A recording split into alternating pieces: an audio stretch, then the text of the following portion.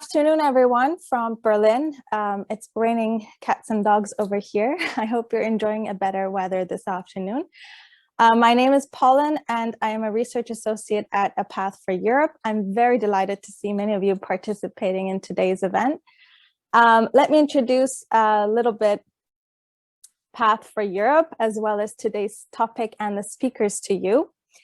Path for Europe was founded in 2020 as a think tank focusing on the future of the European Union. Our team is exclusively composed of young researchers, and we conduct research, develop policy advice, and we want to foster engagement for Europe through debates and talks like this one today. This web talk is part of our monthly event series called Coffee Conversations, where we explore current topics within different EU policy areas. And the topic of today's talk is security in the Black Sea region. Today, together with Freddie Whitlow and Letitia Roman, both authors and researchers at A Path for Europe, we want to explore some of the important questions pertaining to some of the security issues in the Black Sea region, and to inaugurate our new research project with you on this topic. Now, Freddie Whitlow is from the United States, and he has studied history at the University of West Virginia. He also served in the US military before joining the Hertie School in Berlin to do his master's in international affairs. His research interests include transatlantic relations and security in the post-Soviet region. And as part of this project, he will look at the security issues and challenges, particularly in Moldova, Georgia, and Ukraine. Letitia Roman is from Romania, and she studied security studies at the University of Bucharest before joining the Hertie School to do her master's in international affairs. Her research interests also include Russian Eastern European relations, and as part of this project, she will explore the geopolitics of gas in the Black Sea region. If you have any questions throughout, please post them in the chat or post your name in the chat, and you will be invited to ask questions at the end. This is a great opportunity to actively join the conversation and discuss with us. I have my coffee here. I hope you do too. And all questions are very much encouraged. We chose to focus on this particular region as part of our new research project because we believe that EU's policy for this region can be strengthened as the Black Sea region is gaining importance in international and European security agenda. Now, geographically, the term Black Sea region refers to countries that share a border such as Bulgaria, Georgia, Romania, Russia, Turkey, and Ukraine. But it can also include nearby countries such as Moldova, Armenia, and Azerbaijan. Currently, the Black Sea region can be described as a rediscovered arena for great power competition between Russia, NATO, and also an important NATO ally, Turkey. Now, there's a number of issues in this area, such as increased militarization, the continuing importance of the region's vast natural resources, the changing nature of security threats, such as mis- and disinformation campaigns, and also, obviously, the ongoing frozen conflicts of this region, which have raised very important questions about the future, and also the way that EU will handle these crises.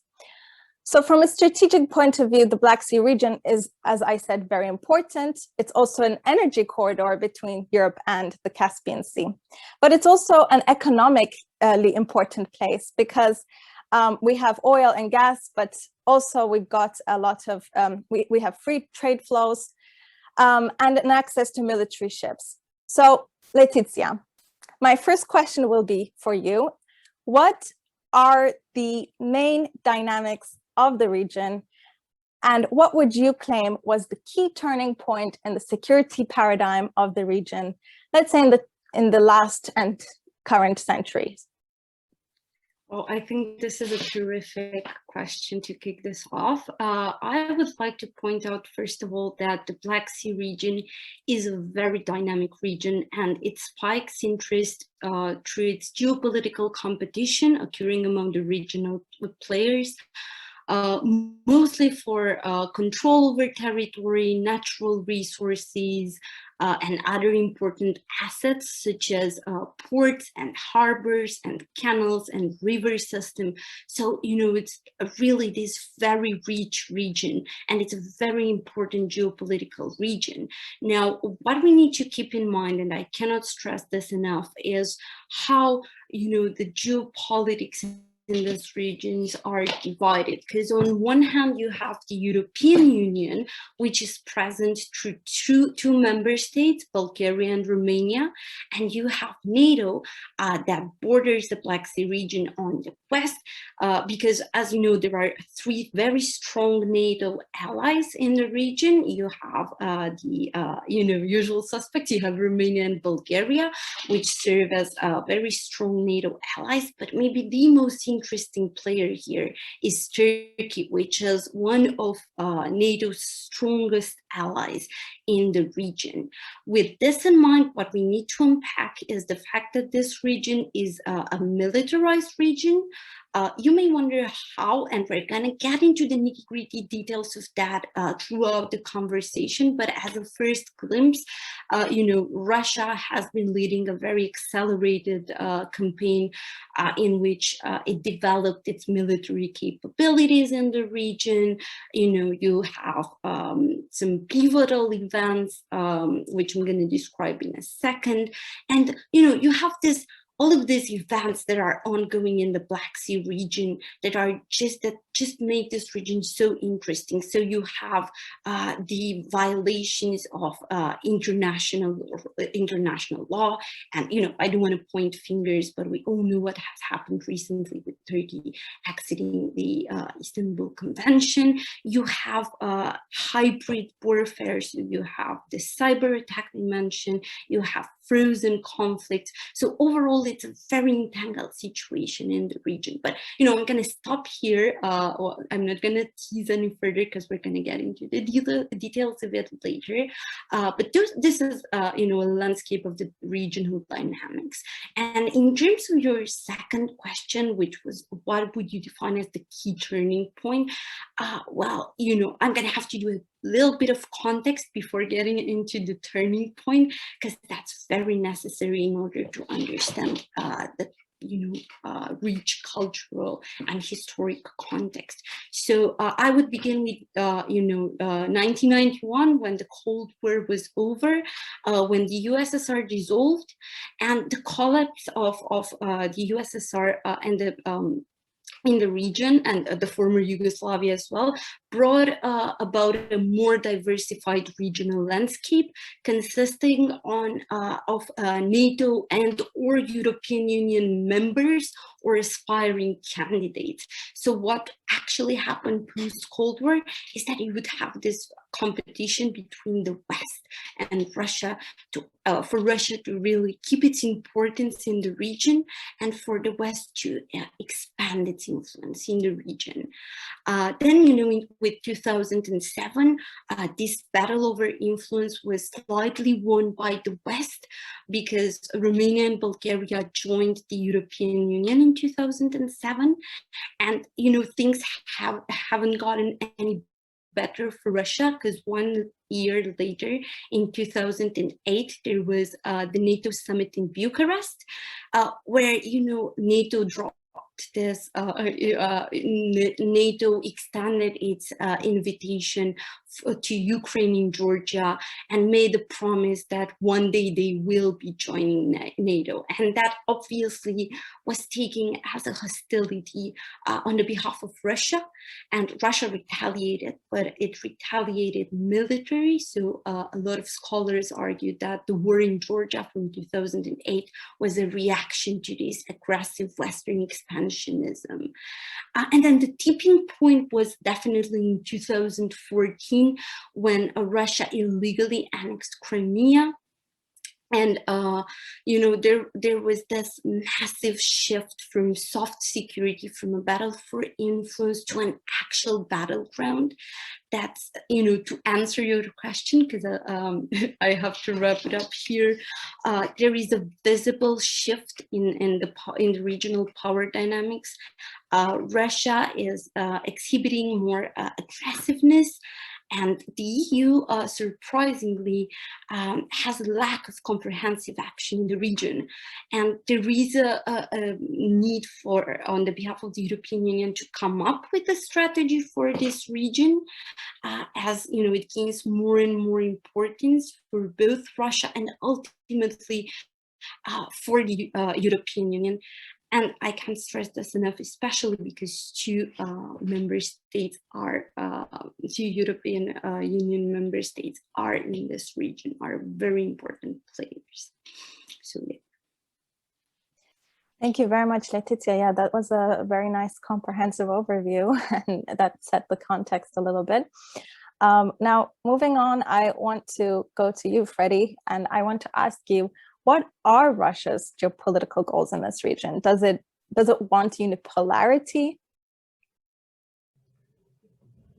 Thanks for that question, Paula. In sum, you could do a PhD dissertation just on this question alone. So there's way too many aspects to cover in a single question, but I'll go over a few of what I think are the most relevant points. In terms of unipolarity, I'm sure in some other world, Russia would love that, but they are pretty rational when it comes to things, and there's no way with players like Turkey and the EU and the US. I think what they want is to be the dominant actor in the region. They want to dictate the politics. First and foremost, I think that's, especially in Ukraine. So you have to, from the Russian perspective, there's a very, very old history with Russia and Ukraine, not to get too off track, but what in the Russian mind would be called in the Russian language, nasze, meaning ours. And it's the same with Belarus. So for Russia, Ukraine is very personal. And that access to Crimea, to the Black Sea, they see this as absolutely their rightful, not just sphere of influence, but rightful area of control, that it's not even a compromise. They're going to dictate the politics there, or they want to at least. But it's also, I would say, on another level, as Letitia mentioned, the energy politics of the region. This is a huge lever in Europe. That's a big reason why it is important. So this is a big bargaining chip for Russia on some level, to be able to expand its influence in European affairs, which clearly it's still very keen on. But its influence has been diminishing for 30 years now, since the fall of the Soviet Union. So it's playing a losing card, essentially. So they are trying to get as much of that influence back as they can. And it starts with the Black Sea, because it's in their backyard, but also the Caucasus region. This is also another area. You've already seen what happened in 2008 with Georgia, and it's no coincidence that they also nabbed that nice little chunk of ports in Abkhazia, which again is access to the Black Sea. Crimea. So what are you seeing here? You're seeing a bit of a pattern here, and this goes to speak of how important the Black Sea is to Russia, and particularly in the Sea of Azov, because that's a very economic transit area for Ukraine. Now Russia can dictate to a large extent what goes in, what goes out of that region, even the areas that are still technically Ukrainian control. But I would also connect this to the bigger picture, to the Eastern Mediterranean. So of course you have all of the energy politics in the Eastern Mediterranean with Turkey, and with that, well, what do you also have in the Eastern Mediterranean? A Russian naval presence in Syria.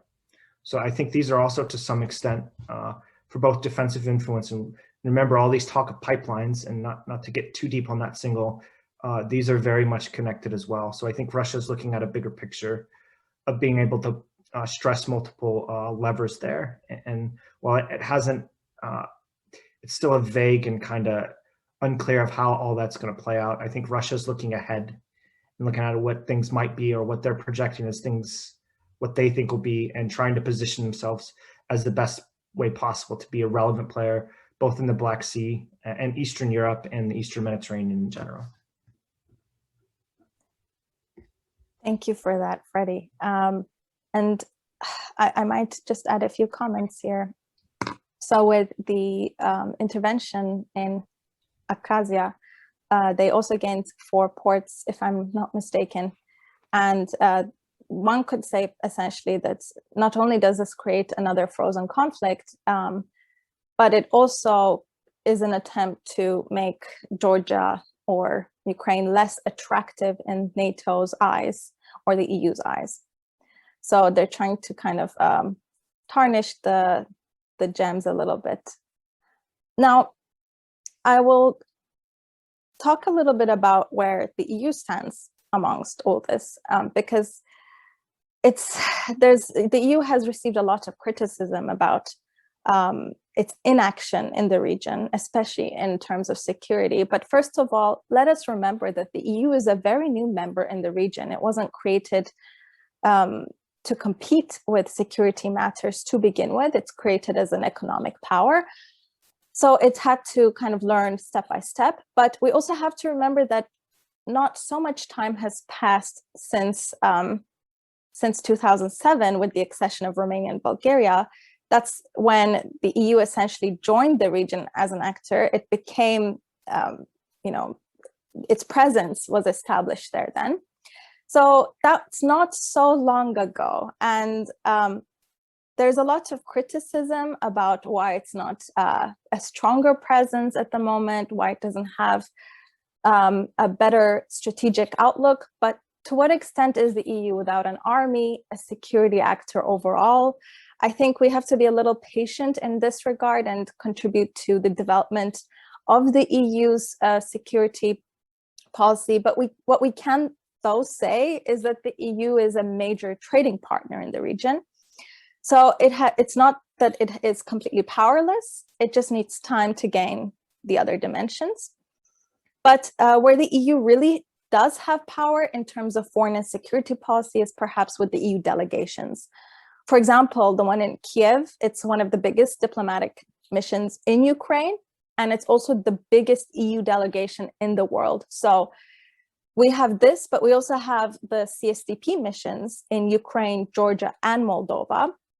So when we compare to the EU's role to how it was 10 or 20 years ago, we can really see a big improvement, or just everything kind of was given birth to since then.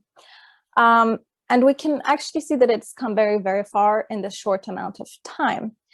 While we can say this, of course, but we can also criticize it and say that because there is this lack of this strategic policy or strategic outlook, something that's really defined, because this is missing, it might actually not be able to keep up with the many crises in the region. So whether it will define its position with crises or whether it will find its position shaken with crises is still yet to be seen. And while it's not a hard security power, the EU's economic power is very important, of course, and sometimes it can also act as deterrence against Russia's military teeth. And I'm, of course, referring to, for example, sanctions imposed on Russia. And it also engages a lot through the principles of conditionality in transforming the region's governance and also strengthening its democracies. Same with the infrastructure. The European Commission, for example, initiated the Southern Gas Corridor. It goes from the Caspian Sea through Turkey and to Italy. And while there is no strategy, as I said, in place at this moment, I think that we can say that the Black Sea still is very important to the EU, and this will only come with the EU's overall development in its foreign affairs and security policy. For example, we have the Black Sea Synergy Initiative. It was created in 2008 after Bulgaria and Romania joined the EU. And the aim here was to foster some kind of cooperation, but mainly in the domains of environment, energy, and trade. So it was much more of a bottom-up approach, but its achievements have been mainly concentrated on infrastructure. It cannot be the start, or it cannot be seen as a security policy of the EU in the Black Sea. But what we do have is also Turkey, as you alluded to. The EU's interests in this regard often converge. They co-align with those of Turkey's. So this seems to me that it's something that's not really well utilized to this point. This is an area of cooperation that can further be improved. For example, in terms of free trade flows with respect to positions in Ukraine and Georgia, Turkey and the EU find themselves on the same page. So this needs to be further developed. So moving on, I want to ask about the interests of the transatlantic community in the region. Maybe Freddie, I can throw the ball back to your court with this one. Sure. So there's also another super complex question, but I think there are a couple things that like quickly come to mind. I think the first thing is the security of its eastern flank for NATO, and particularly the United States, because the entire security architecture is designed for the mobility of the US military to act in whatever hypothetical situation. And while Ukraine is not a member state, it also does include Ukraine and Georgia. Now the question of whether would they, won't they is an entirely separate question, but this also extends it because both the EU and the United States are very keen on having a stable Georgia and Ukraine, and they've been flirting with both the EU and NATO for what, 15, 20 years now. So this, I think, is the most immediate thing, but also commerce. I mean, again, the Black Sea is a very important transit point for energy, for trade, so on and so on. So this is also very important, and those open waterways are still very keen on that. And also, let's not forget about Turkey. I know it's been mentioned some, but Turkey, I would say, even from the NATO perspective, besides perhaps the United States, is the biggest player here. And this is one thing with regards to Ukraine. Turkey has come out very strongly in support of Ukraine, despite all the other issues at play. They've been very vocal about their support for Ukraine, about support for its the integrity of its territory, and also their direct interest in the Black Sea as well. I mean, that entire southern shelf is theirs, so of course they have a very vested political interest, and this all points back to one direction, to Russia. So being able to react to Russia's malign activities is also another big deal. Now the question of how you do that, I think we'll get into a little bit later, but having the ability to deal with that as it comes and being able to not just react, but react effectively in whatever hypothetical scenario that could come in the coming months and years. Do you think there will be a difference in the US policy in the Black Sea from, former President Trump to President Biden? Absolutely. I think there's already been a big difference in the morale. I think in terms of just how European states, I mean, even here in Berlin, you can see a big difference in just the general mood towards a partnership, the transatlantic partnership, if you will. Biden is very keen on being engaged in the Black Sea region. You've already seen a flurry of activity in different ways, whether that's the Defender Europe, which in all fairness has also been, these things are planned years ahead. So like this wasn't just like a sudden military maneuver per se, but the US Coast Guard has actually sent a cutter out to the Black Sea, and it's doing drills with the Ukrainian Navy. So in fact, there was also 3 French planes that were escorted out of the Black Sea region, 2 fighters and a fuel relift. So some of these things are flying under the radar, but you are seeing things happen in the Black Sea region of NATO reasserting itself. You're seeing a lot of Turkish naval activity in and around the region as well. They seem to be a bit more pepped as well, despite the difficult relationship right now between the US, Turkey. So, but in sum, yes, there is a big difference, and Russia is very aware of that. Now, in terms of like concretely what exactly is going to happen, I think it's too early to say, because Biden has only been in office for 3 months. And also, let's not forget about COVID. Like this has completely turned the world on its head, right? So like what other things may have been bigger priorities pre-COVID, whether it was the Biden administration or the Trump administration. So all of these countries are actively dealing with that. So how they incorporate that into their calculus of how they deal with foreign policy objectives is also a big question you have to ask. And in this context, why would the EU need its own security policy aside from NATO? Another good question. I think that really goes back to what happened during the 4 years with the Trump administration. I mean, in my lifetime, and I've been following European politics since I was in middle school, but there, even despite agreements in administration, there always seemed to be this pretty rock solid alignment on the core things between Europe and the United States, whether it's NATO, security in Europe, so on and so on. That all completely changed during the Trump administration, and the trust level had just plummeted for lots of reasons. Well, looking forward, yeah, okay, Biden's a very staunch transatlanticist, but what says in 4 years that even Trump himself can't get reelected, or one of his acolytes, and so on and so on. So getting to the point, Europe has to think about its own security. And if I may also add to that, actually, Freddie, it's its own backyard, essentially. In many ways, the last 4 or 5 years has taught us that when it comes to regional conflicts, NATO has kind of lost interest, or the US has lost its interest. Please correct me if I'm wrong. And the EU kind of has to find its own vision and outlook, and set its own ideas with how to deal with these crises in its neighborhood. Now, Letitia, I want to ask you a question.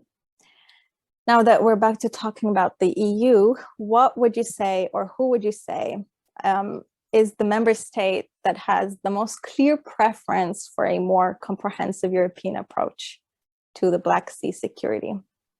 Well, that would be Romania, but it's a tie because Bulgaria has a strong preference as well.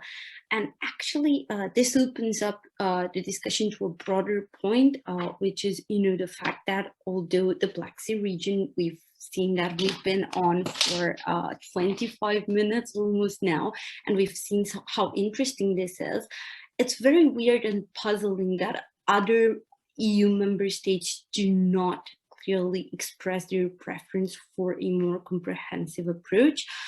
So I tried researching this extensively, and at no point have I found any of the member states that are at the forefront of the comprehensive European approach standing up and saying, look, we need to look in the direction of the Black Sea region because it's very important. But what gives me hope is the fact that a lot of EU member states are also observers in a lot of regional organizations in the Black Sea region. So, for example, in the Organization for the Black Sea Economic Cooperation, you have Germany, you have France, you have Austria and Croatia, and a lot of other countries that are observers, which means that they take an interest in the region, which means that they want to, be a part of the regional context. They want to keep an eye on what's happening. Yet I'm afraid that this does not necessarily translate in them stepping up and demanding a more comprehensive policy in the region. Is that going to be enough? Probably not on the long term. But yeah, for now, we're happy to see that Romania and Bulgaria are becoming more and more vocal and are attracting more and more attention to this region. And we keep talking about these, changing nature of the threats in the region. Let's kind of put our fingers on what these are. Letitia, can you please do this? Yes, I'm actually very excited about this one. I've been studying security, so for me it's almost like a puzzle. I'm like a child with a puzzle. It's so fascinating to see how the context has evolved, because in the early days you would have Russia's traditional security threats type of behavior. So Russia would, based on its own interpretation, would become more aggressive. It would expand in the region, and it would literally deploy troops. Now, what is interesting is that in the last couple of years, there were a couple of changes. You can see an increase in the hybrid tactics. You can see that the geopolitics of oil and gas are really, really becoming to shift shift the way in which we view security. So energy security has gained more momentum, and we're more sensitive to that when analyzing, the threats in the region. So I would, keep it short and say that there was a shift from hard military threats to more subtle subversion tactics. Now, in order to make this discussion easier, we can classify the type of threats in,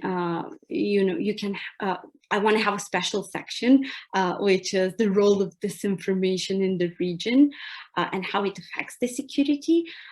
Then I would look at the soft security issue, and then I would move to the hard security issues. So in terms of disinformation in the region, this is fascinating because conflicts and overall instability in the region has left several countries in a very vulnerable place in which they are being fed fake information, misinformation, and disinformation from oftentimes, trolls, or sometimes, put more bluntly, people are accusing directly Kremlin for being behind this massive campaign of misinformation. And the logic behind this is that, Russia gains more control on the narrative.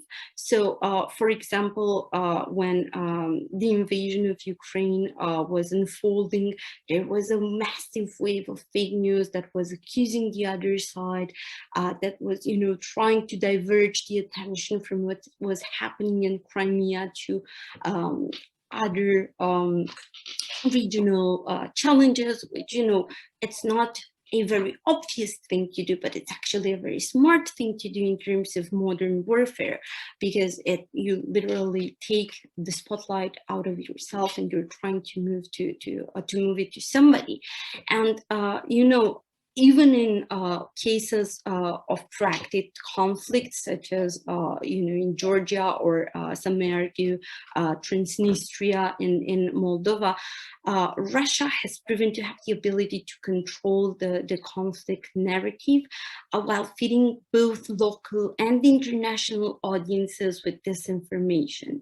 Now, this is what I like to call a security threat, which will most likely leave its mark on the Black Sea region for a long time. Now, everybody globally, we see that infodemic is something that's not specific to this region, but the fact that you have so many frozen conflicts in the region makes this region more susceptible to being fed this information. And overall, one can argue that it is a security threat that it's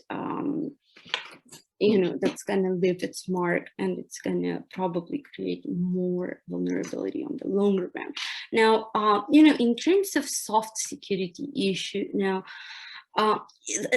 it's very interesting to view soft security issues from the perspective of Russia as well, because for when you say soft security issues, you think of getting the adversary to do something that he wouldn't have done by itself. So in this case, it's very interesting to see that Russia is both a victim of Western expansionism, and it was forced oftentimes through, conferences, security conferences, through kind invitations from NATO to other member states to retaliate. But, Russia is not exactly the perpetrator of soft security issues, apart from, some people view misinformation and disinformation as soft security issues. I think it's borderline. I think it's a security challenge in itself, but Russia just excels in that. Unlike other regions, the Black Sea region exhibits more symptoms of hard security rather than soft practices. So, I would love to delve more into that dimension. And in terms of hard security issues, you have the protracted conflict in the Black Sea. that have led to a steady militarization of the region over the past decade. And this elevated the security threats beyond the affected states. It actually had consequences in the whole region. The foreign territories in the Black Sea where Russian troops are based and heavy weapons are stationed are mostly Crimea, and the Donbas region in Ukraine. You have Abkhazia and South Ossetia in Georgia, and Transnistria and Moldova. At some point, all of those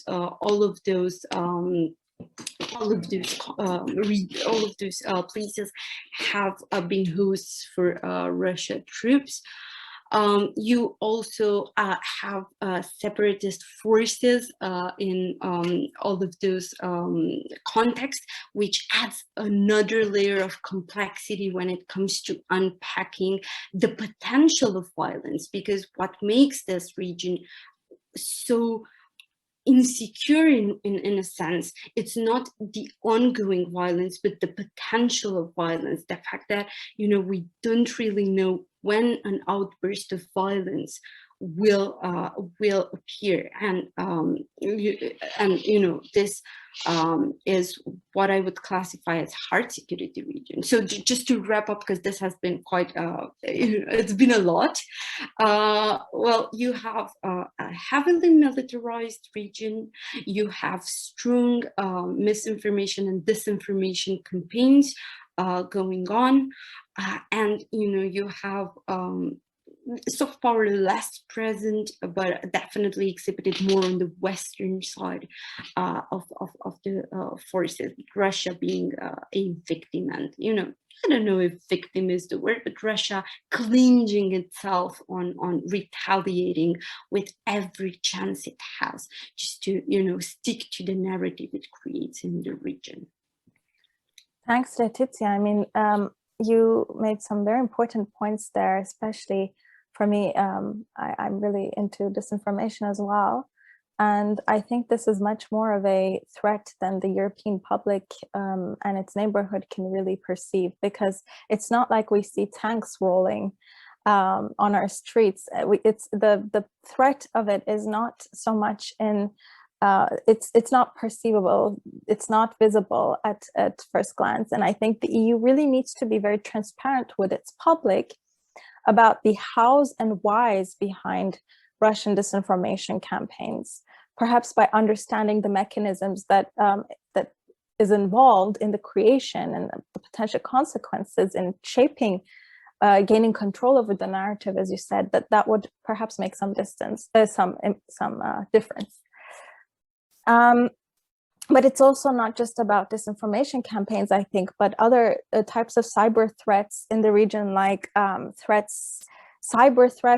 attacks on infrastructure like power grids in Ukraine. And speaking of Ukraine, I want to ask Freddie about what the latest situation in Ukraine is, or in Crimea is, what happened 2 months ago. Can you kind of fill us in on that? Sure. So what actually happened in Ukraine? It was actually Ukraine first that did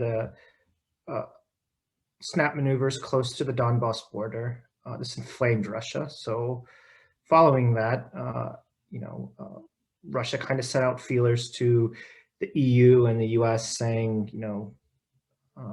your so-called ward is the word they use, is going to create Georgia syndrome. And sure enough, before we know it, 100,000 troops amass on Ukraine's eastern border, and the media just goes bonkers with the idea that Russia's about to invade Ukraine and this and all these other, which I would definitely not rule out. But at this particular time, the thing is that during this season, it's the rainy season in that area of Ukraine because it's spring. And moving heavy armor would be really, really difficult because it would get muddy. Just ask any soldier who's done maneuvers in a rainy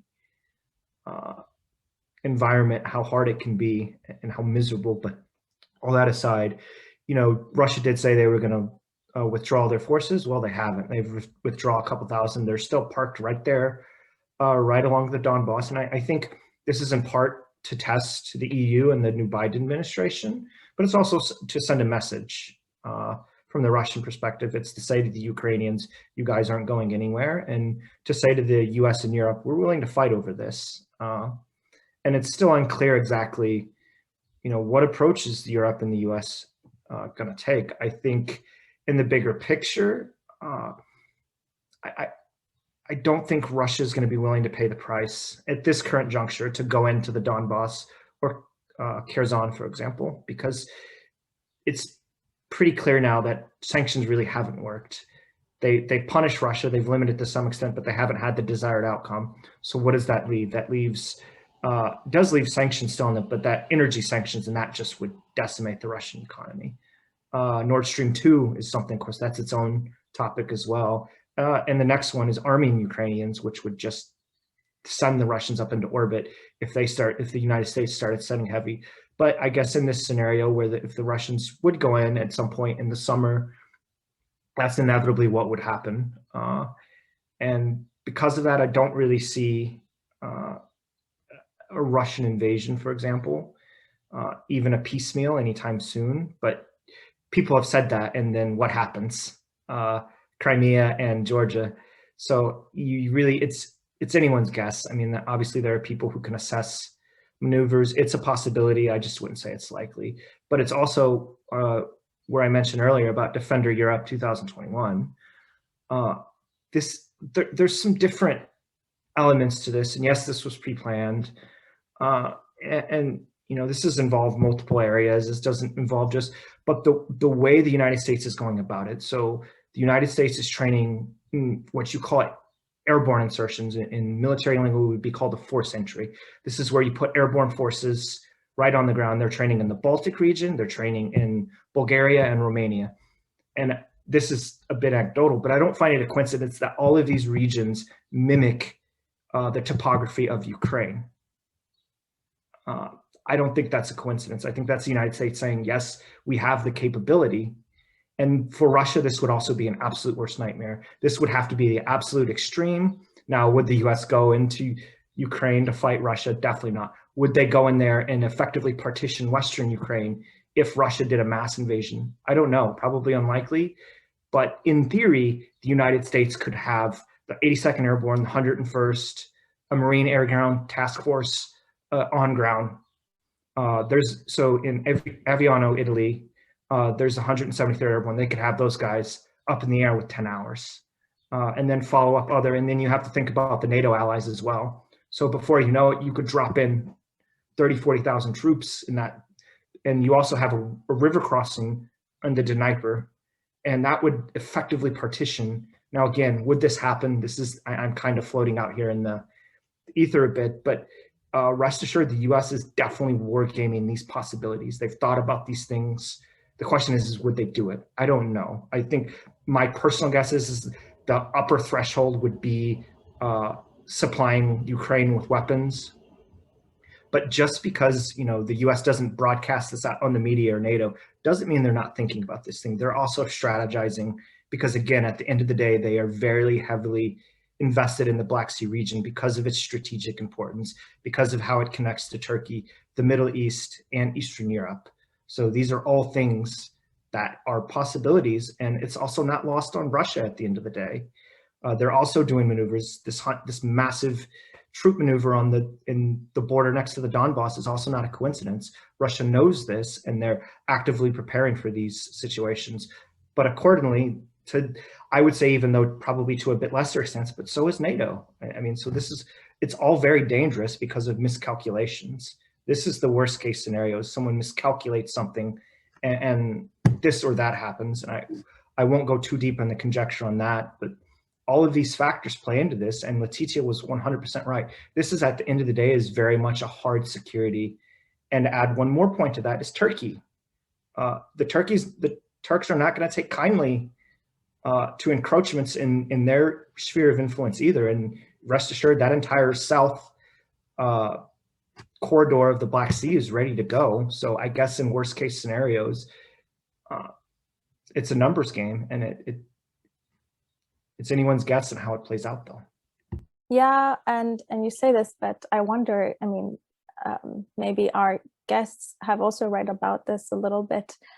There's we're talking about geopolitics here and the importance of energy and gas, but there's also other natural resources like water, and Crimea is facing a very serious water crisis now. Do you think this could trigger some kind of further intervention? Because, or tell us why Crimea is facing this water crisis.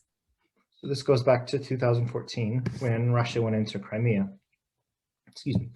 The Ukrainians had the good sense to realize they're not going to stop the Russians from taking Crimea, but they sure as hell could dam off the water resources to the peninsula there, and they very shrewdly did that. And it's put Ukraine and Russia in a pickle, because not only is Russia managing multiple fronts on their and with their foreign policy objective, be it Syria and other places, and the Caucasus now as well, but Russia doesn't have the capability, at least it seems, to be able to build the water pipes and such to bring into there to offset that. So now it leads to this question and there's also been several, sorry, I'm having a brain fart, several droughts in Crimea.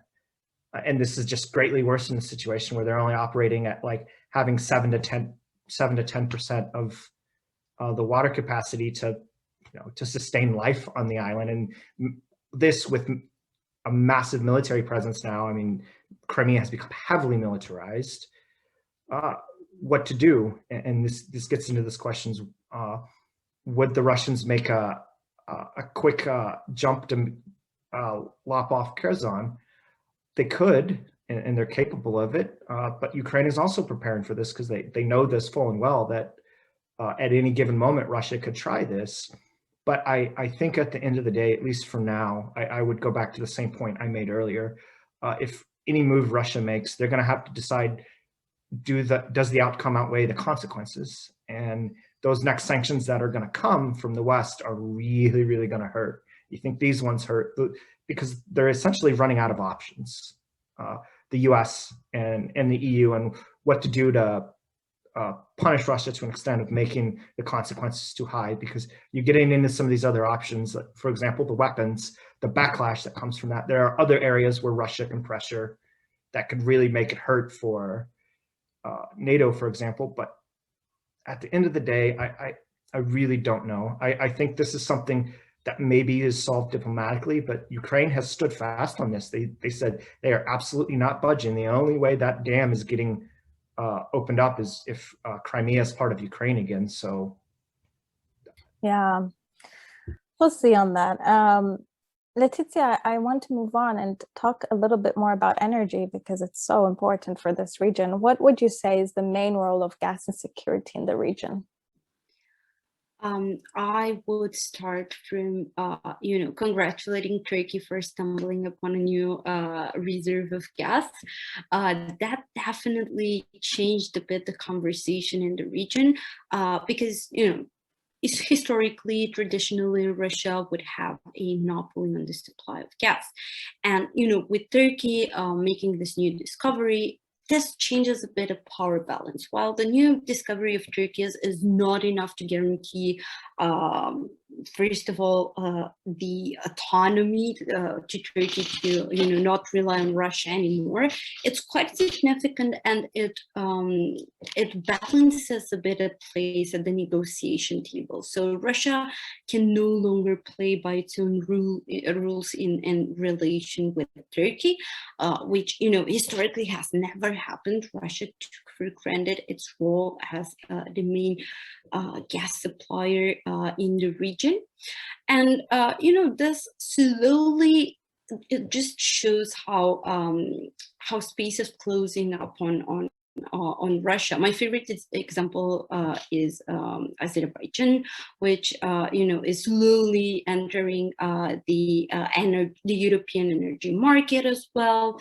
That's historically it hasn't happened until now, but there's a more substantive discussion there, and it has a lot to do with how Europe in general is unsatisfied with the situation in which it found itself. We are heavily dependent on Russia for energy supplies, and this is problematic not because we don't like Russia, but because Russia has proven time and time again to be an unreliable actor. So I can't even begin to unpack this topic. I'm just gonna, illustrate this with how easily Russia cut off the energy supplies to Ukraine when the 2014 crisis emerged. And this left Europe in a very frightened place, because it showed that, Russia cannot be tamed that easily. If things go south, it would be very hard for us to, keep our integrity / keep a harsh stance while we don't have energy autonomy. And with time this will change as we're moving to hydro energy or alternative types of energies, and we're leaving gas behind. Russia's influence will decrease in the region, but we're not quite there yet. So we're going to have to pay a lot of attention in the upcoming period to see how things evolved, because Russia is planning something in their latest national energy strategy. They want to get into the hydro energy as well, just not to lose their advantage. So we will have to see. It's too early to tell, but definitely energy security is the crux of this region. So yeah, that's it from my side. And I think before we close, I'm just going to say a few words on Turkey's role, because both of you kept talking about Turkey and kind of waiting for this for this point. Yeah, so with Turkey, it's quite interesting because first of all, it has the longest coast in the Black Sea, and it's the historic importance of the Black Sea for both Russia and Turkey needs to be recognized. This is not just about now, but it's a history problem. Turkey and Russia have actually fought over the Crimea a few times, and in the last since 2014, the balance has kind of shifted. So in what way? It went back to the Cold War levels, not levels, but situation, where Turkey doesn't have the same military and navy edge over Russia that it had after Cold War and after the breaking up of Soviet Union. So not only did Moscow gain territory along the coast of Black Sea, but it also took over Ukraine's navy, a lot of navy capacity in Crimea. It took ports from Georgia. So now, more or less, there's some kind of balance. And why is there this perception of threat against Turkey? Well, because yes, it's historic, but also when you look at the map of this region, I want to emphasize how much Russia has encircled Turkey. So when you look at the north, we've got the situation in Crimea. Then we see the situation in Georgia. We also see Russian presence in Nagorno-Karabakh. And then we're going further south, we see its ally in Iran and its very obvious presence in Syria. And so we see this encirclement of Turkey by Russia, which Turkey feels very insecure about. And here it could technically, one would say that it's better for Turkey to go closer to US, NATO, and the EU. And until 2014, it didn't do this because it wanted to establish itself as more of an independent actor in this Black Sea region. But after 2014, I think the importance of cooperation is ever more stark. But obviously, there are other differences for different reasons between Turkey and these actors. But one thing that Turkey is doing against this threat perception is modernizing its military and sticking to the Montreux Convention. And I don't want to keep you any longer. I'm keeping my eye on the clock. So I think we can move on to questions. Please let me know if you would like to take the floor to ask one of us any question or to contribute with a comment about your thoughts. You can also post it in the chat. In the meantime, I want to ask Freddie for your concluding thoughts. Yeah, just to kind of add on to what you said, Poland, about Turkey. Remember how I said in the beginning, this is all connected. The Eastern Mediterranean, the Caucasus region, and the Black Sea region, and Eastern Europe.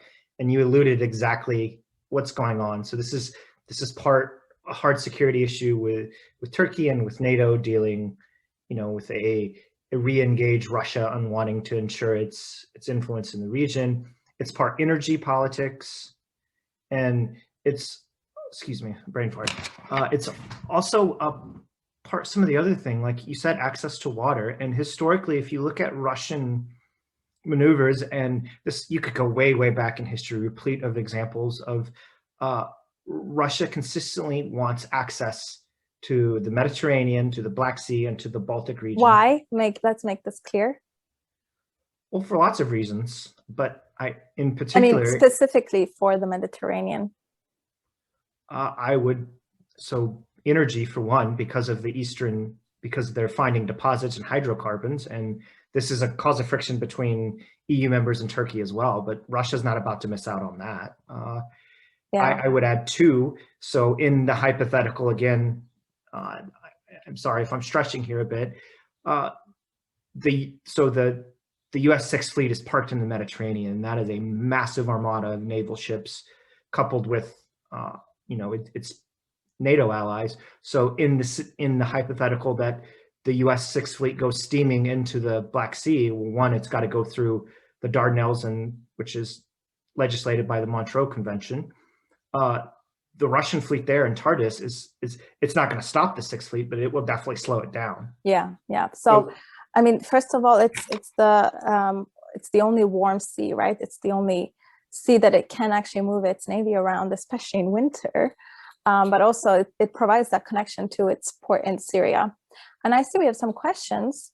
I want to start with Mohammed Ali Jalal. Please unmute yourself and ask your question or contribute with your comment. Hi, my name is Ali, and I'm from Pakistan. Currently studying in Romania. So Letitia, ciao ce faci. I have a question. So we touched on different issues, in Ukraine and Turkey, Russia. I would like to know what kind of role Romania is playing and in the Black Sea region. What kind of influences does it have? I can take this one. So obviously Romania is in this very privileged spot, right? It has, it's like the spoiled child of the region in the sense in which it benefits from the attention of the European Union. It also is a very strong NATO ally, but what puts Romania into a very interesting spot is its relation with Moldova, actually, because as you know, traditionally Moldova and Transnistria especially has been designated or viewed as being part of Russia's sphere, and the fact that Romania has such a close relationship with Moldova puts it into a very interesting position. For once, it's the protected child that I was highlighting before, but it also puts a bullseye target on its back, and that is something that has been argued for a long time. While we benefit from having the allies in close proximity, I think we have a NATO base in Constanța that comes with also being on Russia's radar. So, Romania historically has always, since post Cold War, has allied with the West, but that doesn't mean anything for Russia. We've seen Russia being ruthless before. We've seen Russia getting peace by boundaries being crossed, and really targeting and becoming very aggressive. So I would say that for now, Romania is in a comfortable spot, but it's always, in the shadow, this idea that at some point we may cross a line and we may provoke Russia. I don't know if my colleagues have anything to add to that. Yeah, I just wanted to say, first of all, bună ziua, Ali, and second of all, I'm not surprised, Letitia, that you mentioned NATO at all, because yes, there is the base in Constanța, but I think this also prevents the EU in a way from having from having these entrepreneurs to push real states to push for a more comprehensive security policy in the EU, because we have these Baltic states included. We have these states who are very much keeping NATO very close because of this Russian threat. And perhaps this is by spreading themselves too thin, perhaps over NATO and the EU, perhaps this is preventing a more comprehensive EU strategy. Yeah, and Freddie, do you have something to add on this? Two really quick points. So in Romania in particular, remember back, oh gosh, 10, 15 years ago, during the later years of the Bush administration, wanting to put the Patriot missile defense in Romania. So this has kind of been a hot button, and Romania has kind of been in the spotlight since then in varying extents. And on another level, they're a very stalwart ally of the United States. I mean, they actually are one of the US's closest allies in Eastern Europe and just in general. Besides that fact, but also the uniqueness and the difficulty with Moldova. I mean, so you have this kind of flux situation, right? Of one side wanting to go pull towards the EU and the other wanting to pull towards its traditional influence from Russia, but it seems like it's a kind of a 50-50. Maybe gravity is pulling more towards the EU right now, but that's not clearly. But let's assume that Moldova does push for EU integration or NATO or what. So you have that split region of Transnistria. No one knows what would happen in that, because the difficulty Russia is going to have, yes, they have those troops on the ground in Transnistria, but how are they going to get numbers and supplies to that region, because it's landlocked by countries who do not appreciate, the current status of Russia and its provocations in the region. So it leads to a lot of what ifs, and I'm not going to dwell too much on the what ifs there, but Moldova is in a very particular situation because it is one of those traditional Russian allies, yet you have this EU push and this question of what would Russia do? They could, in theory, lob off Transnistria pretty easily, because that region is very stalwartly aligned themselves with Russia.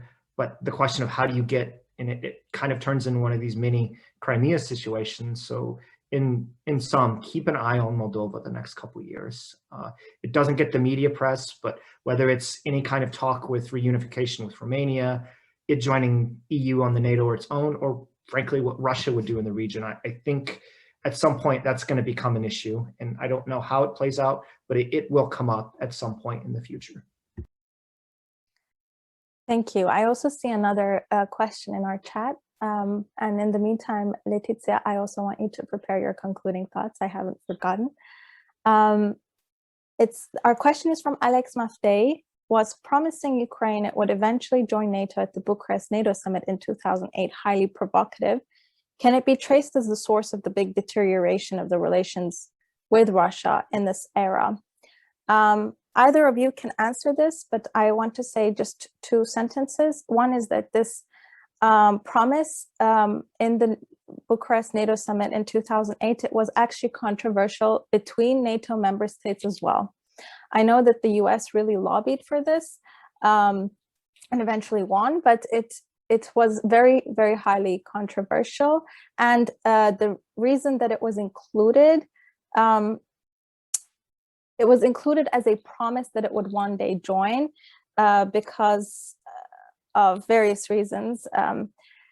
But the wording was very important here because it said one day it will join. It never really specified when. And despite this, Russia took this as a big open threat. And I think it was a failure on behalf of NATO to communicate this a bit more clearly. But I know that it felt the need to include it because of the US promises to Georgia and Ukraine. Freddie or Letitia, do you want to say anything about this? Freddie? Yeah, a couple quick things. I think, I mean, I won't shy away from, I do think Ukraine and NATO, or excuse me, Ukraine and Georgia should be members of NATO. But all of that aside, I think the mistake was in, if they're going to make this promise, the United States and its allies need to follow through. This leaves those countries in a particularly vulnerable, and because assuredly they knew there was going to be backlash from this, and not to follow through on that on itself is a huge mistake, because it creates these situations without the guarantees of any kind of security from Russian escalation. But at the same time, I don't think it would have mattered at the end of the day. I think Russia would have taken the same actions. They see these countries as their pawns. They're going to the extent that they're able, they're going to try to do as they please, and they're going to manipulate and twist and create an infodemic and everything else to get their way. So in the end, I really don't think it would have made any difference of this or not. I just think that the West needs to be more consistent in its policy, and in that regard, it's a failure to tell these countries that they're going to put them on a path to integration and not follow through or have a clear path. So it's kind of an in-between thing, but that's where I would side on it. Letitia, do you Yeah, want to say something? I'm going to take this opportunity to also deliver the closing remarks, but I think that, you know, I'm a bit siding with Alex on this one. I think that if we were to point a finger to where in time things went south, I would look there. I think that, you know, it wasn't this single event that led to the beautiful mess of the relations that we have now with Russia, but it definitely did not help. I think it was a cumulus of factors that, you know, piled up over time. You know, losing Romania, that was part of the former Soviet Union, literally having the EU and NATO really cornering Russia right there. So, you know, for me, it's a bit of a non-discussion to say that making those declarations were part of, you know, deteriorating our relations with Russia. Now, I'm not a big fan of alternative scenarios. I don't know what ifs. I don't want to get into what ifs. But one thing stands clear: Russia is territorial. Russia is possessive with what it believes it is. It retaliated harshly. It keeps retaliating. I think we may even conclude that we're still living in a post-2008 world where Russia feels like it's losing its grip, it's losing its influence, and it keeps getting more and more and more aggressive and expanding more and more. But with this in mind, I just wanted to say that the Black Sea region is a very dear region to me, not only as a you know, student of security studies, but actually as a young policymaker. I think that the plethora of of issues and the complexity of ongoing challenges in the region makes this region very special. I can only hope to see a scenario in which Europe will, and the European Union specifically, will pay more attention to what's happening in the region. And I just hope that the local, countries in the region will gain the momentum to actually be more included into the policy processes of the European Union, not because we are partisans of one side or the other, but just because we know what a messy, uncontrolled, chaotic region can generate. And I think that for the sake of the stability of the Black Sea region, we should really build those policies that would, enhance the regional dialogue, that would create more possibilities of regional actors to be involved in all of those sectors that are very important, such as the energy sector, but not only. Thank you, Letitia. And I actually want to play the devil's advocate here and say I don't think it was really 100% the NATO summit's fault in 2008. I think it actually goes back to the deterioration of relations with Russia, I think goes back to Kosovo as well. So that happened. And I think that started off, it triggered off the rest of the events of the century. And I also want to thank Letitia for leaving on that note, because the importance of diplomacy in a highly militarized area is something that I don't think the EU is overlooking. And I think the EU really needs to continue investing in diplomacy here, because as we saw with Georgia, Ukraine, there's a very clear, visible security dilemma going on. And I don't think that increasing NATO presence, increasing EU's perhaps, well, I think the EU should play more of a mediator role here as much as it can. And to really emphasize the diplomatic actions that can lead to some cooperation, because militarization is, I don't think is the answer here. Thank you, both of you, Letitia and Freddie, for this lovely conversation. And I'm very happy to catch up with you and talk about our beloved region of the Black Sea. This video will be available on YouTube.